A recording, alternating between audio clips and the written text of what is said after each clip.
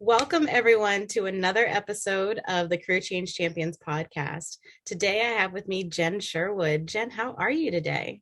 I'm great. I'm so excited to be here with you. I need to take a breath and calm down. I'm that excited, huh? I love that.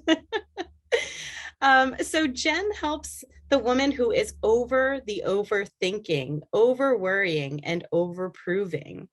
She works with her clients to go beyond what seems possible so they can quit trying so hard and feeling like every day requires either a nap or a bottle of wine. Together, they create a life her clients love and not just tolerate, which I just love the way that you phrase that. And I think what I like about your introduction is it's such a teaser. It's like, ooh, what does she do? Like, what's behind all that? How does she do that? So, do you care to describe, in your own words, your line of work or how you go about helping women to create the life that they love? Sure, I'd be happy to. So, I'm a life coach, and that can mean to some people, it means nothing. They have no idea. But I do think it's kind of mainstream enough now that most people have heard it, but often don't really know what that means. And so, that's kind of why I like to go with this description of when I work with somebody, life just gets, it's like it's on a different plane. So many of the women I work with come to me feeling just really stuck, like they don't have a choice. They don't see a way out. They kind of feel like this is just their lot in life, like they're victimized by where they're at. Mm.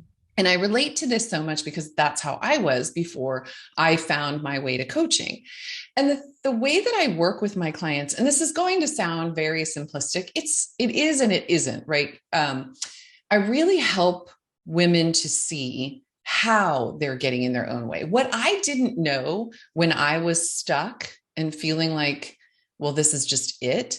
I didn't realize that I was creating that stuck feeling myself. And for the person who's hearing that, I can't imagine your podcast listeners are hearing this for the first time, but for the person who's hearing this for the first time, it might sound like I'm blaming them, which I'm not. This is just normal. We just have these thoughts about what's possible for us and we don't even recognize it. So when I can help a woman start seeing that what she is thinking, what she is telling herself, the way she's criticizing herself is a big reason why she feels stuck. It's almost like the golden ticket. Like, oh my God, really? I'm doing this because of the way I'm thinking. So that means I can change the way that I'm thinking. And this is what I mean by it's simple, but it's not. Yeah. It is that simple. You start changing how you're thinking, you change how you feel. And it all rolls downhill from there. Once you feel differently, you take different actions and you get different results. But changing your thoughts isn't always simple because we've had them for decades. And so that's why I say it's kind of this process. But that's what I really work on with the women I coach is to see exactly what is getting in their way. Let's work with the facts of the situation. What is going on in your mind? How are you talking to yourself? How are you treating yourself? How are you spending your time? And work from there. I feel like that was a very long-winded answer to your question. No, it's helpful and it's insightful, particularly just to like add more context around kind of that teaser that I shared. So I really appreciate and love hearing you talk about it, right? I realize this is probably a loaded question, but Okay, I'm ready. I'm curious what you love most about the work that you do. And just to give you a moment to think, the reason I ask is because I talk a lot about doing things that bring us joy and fulfillment in life. And this is clear that it's something that brings that feeling for you. And so I'm curious, what is it behind that? What brings you so much joy doing the work that you do? It's interesting that you asked that. And a few years ago, this kind of clicked in for me about it. I have this love of transformation, and that could be in almost anything. So, my husband and I have bought and redone 3 different houses, like fixed up houses. So, I really love to walk into a space that other people would turn around and walk right out of and go, oh, wow, what could we do here?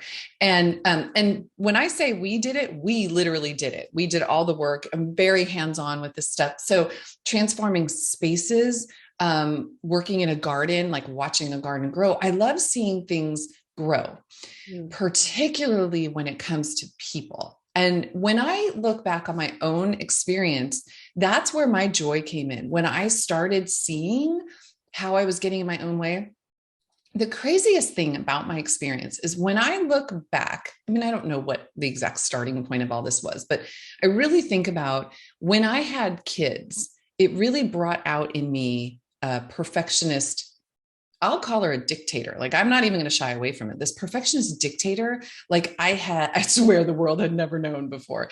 And I'm certain I had all these perfectionist tendencies as a younger person, but there was something about motherhood in particular that brought this out in me. And I was never good enough. I could never do anything well enough.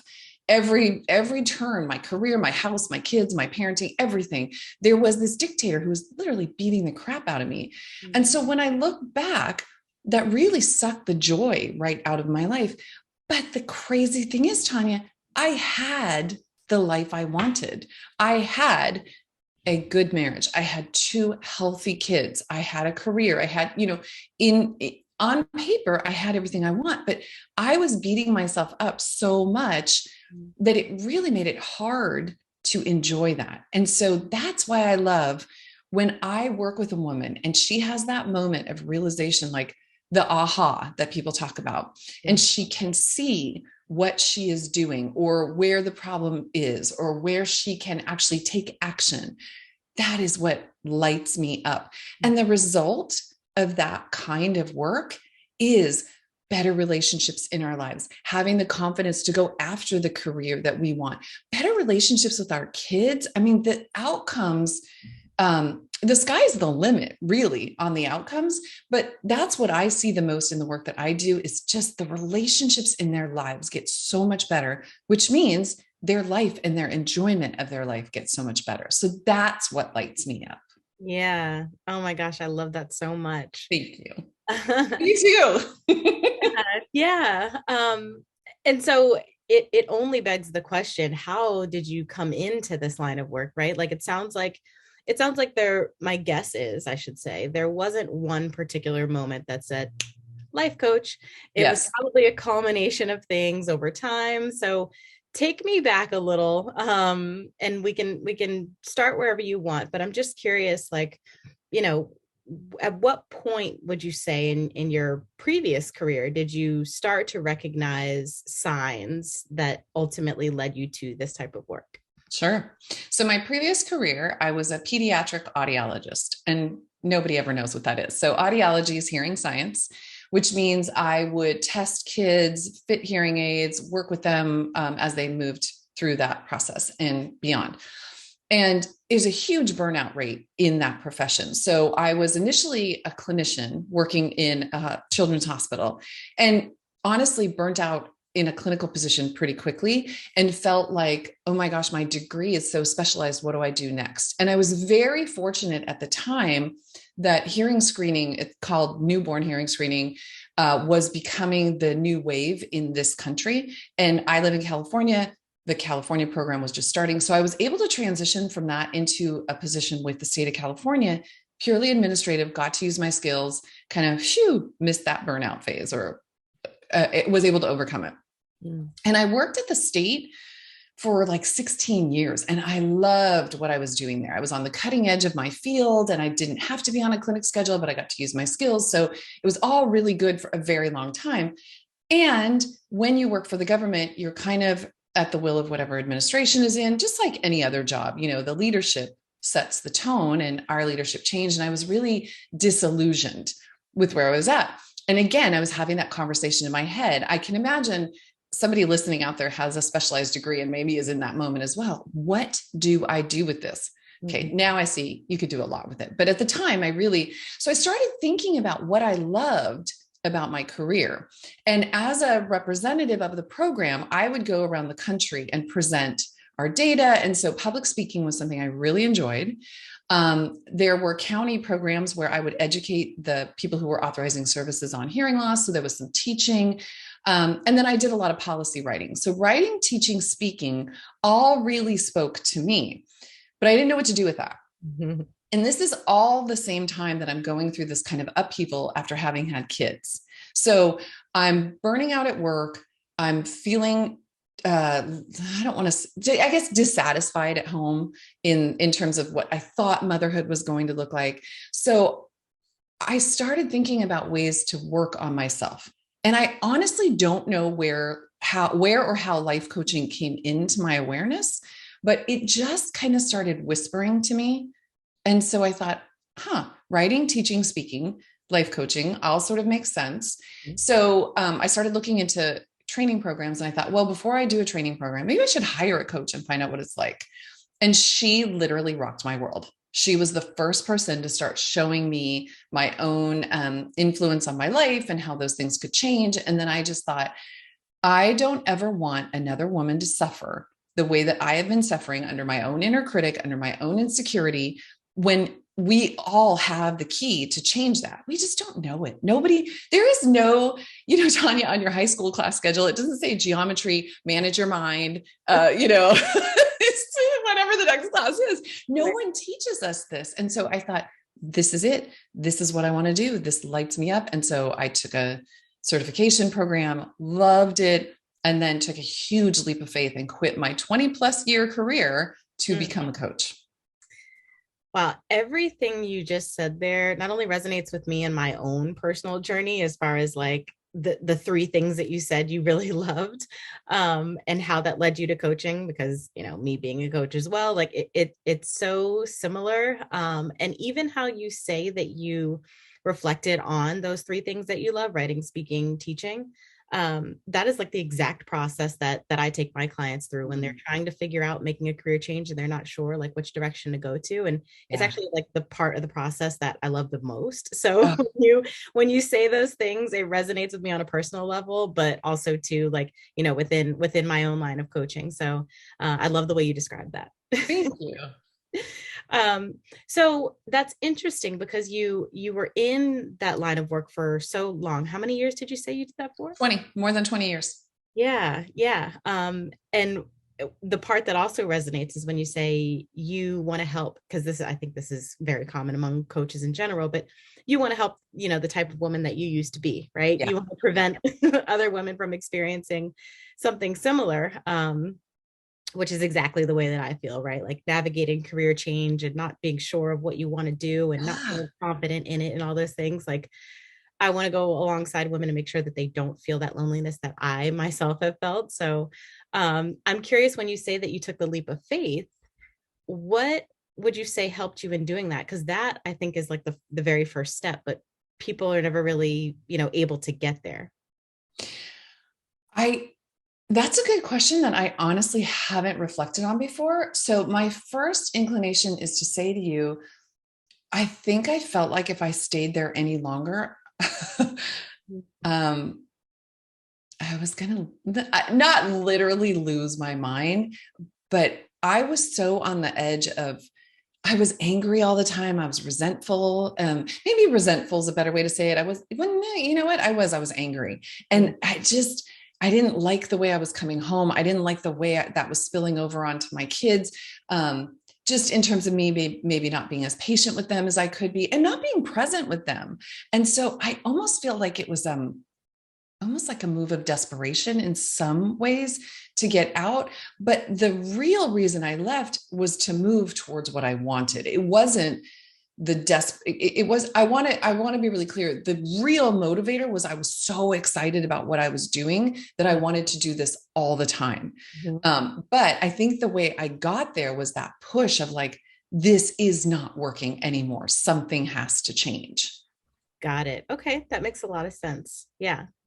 So as we think about, other people, I know you and I work specifically with women, but other people who are listening to this who may be also contemplating change, like maybe they're, at that point of desperation, or maybe it's not so that bad just yet, and they're looking to get ahead of that and prevent it. But they're just not sure, which way to go, or maybe how to go about the taking a leap or anything like that. Based on your personal experience, I'm curious what advice you might give to others that are considering career change and maybe feeling some uncertainty around it. I think what could be good for somebody in that position is twofold. One is to start what we were talking about, thinking about what you love to do. Mm-hmm. But I actually, these days, I kind of want folks to examine where they're at now and see if there are ways that they can improve the situation where it's at. Because the reason I'm saying this is, if we go back to the thoughts are really driving how you feel and your behavior, if you don't deal with those thoughts, you're going to take them to your next career with you. So, for example, I had a lot of imposter syndrome in my career. Funny though, I mean, I guess it's not funny, it's the definition of imposter syndrome. We're talking about a career that I had 20 years experience in, and I have a master's degree in audiology. Like, at that point in my career, I had the for lack of a better word, I had the chops, but I was still second guessing myself. And then I would work really hard to prove that I was worthy of the position or of my opinion or whatever. I do wonder if I had used coaching back then to really work on those beliefs and feel really good about myself and really solid in my knowledge. And I wonder how I would have approached the job differently and how I would have felt and performed if I wasn't constantly doing this, dog and pony show to try to prove to people who, by the way, weren't looking for me to prove anything. That level of exhaustion and fatigue that I was bringing on myself, how could my experience have been different? So maybe that's an avenue to explore for folks who are listening. Like, are there ways that you can change things to improve your situation now? Are there ways that you are making things harder on yourself? And I don't want to say this as a blame. Like, if you're in a situation that isn't working for you, then it isn't working for you, right? We're not looking to blame anybody, but maybe before making a big leap, working on you in the role where you're at right now, so that if you are adding to your own stress, you don't necessarily carry it forward with you. Yep. Yeah, I totally agree. And I'm curious, when you mentioned imposter syndrome, did you ever overcome that, or was it just something that you continued to I think it's a life. No, I don't want to say lifelong. I think that's a work in progress. I think I have done, and I do you think we should just describe imposter syndrome for a minute? It's essentially when someone is well qualified for something, but yet continues to believe that suddenly somebody's going to figure out that you just ended up in this job, or you don't belong where you're at, or somehow, you just landed there and you didn't deserve it.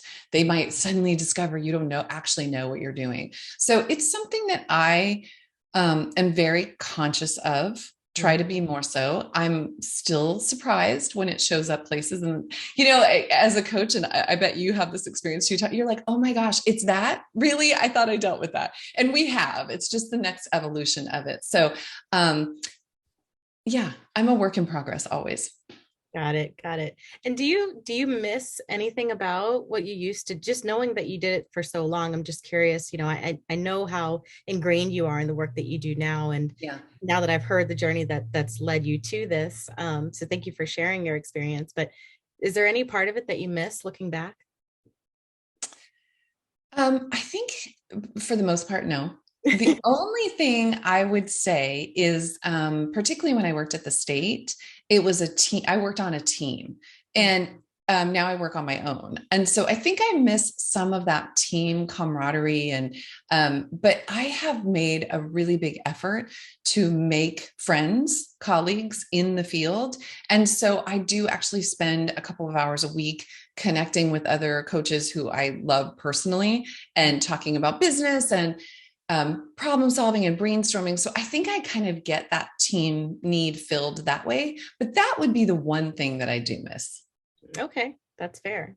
That's fair. So if there is a woman listening and she feels like the person that I described when I introduced you, um, how can she get in contact with you? Yeah, thanks for asking that. Yeah, if there's a woman out there who feels like she really is over worrying, overthinking, overproving, if you're over it, probably the easiest way to find me is at my website, jennifersherwood.com. And then on all the socials, I'm Jennifer Sherwood Coaching. So Facebook, Instagram, LinkedIn, come find me, say hello. I'd love to hear that somebody, connected with me because of this conversation, and be happy to just get to know you. Awesome. Well, Jen, thank you so much again, just for sharing your experience and, some of the tips that you would provide to somebody else that, might be contemplating a similar change, maybe not an exact change like to yours, but I think it's really helpful for people to hear, particularly when it comes to certain industries. I know I hear a lot about, burnout in the healthcare space. So, that is definitely not uncommon. So, for people who are listening and are in that position in particular, I think your story will resonate. And just it's so lovely to hear, what you're doing now and how much you love it, and the impact and impacts, I should say, plural, that you're having on the women that you work with and all the different aspects of their life that it touches. So thank you again for being here and sharing your story. Thank you so much. This has been so fun. It was really a joy to be with you.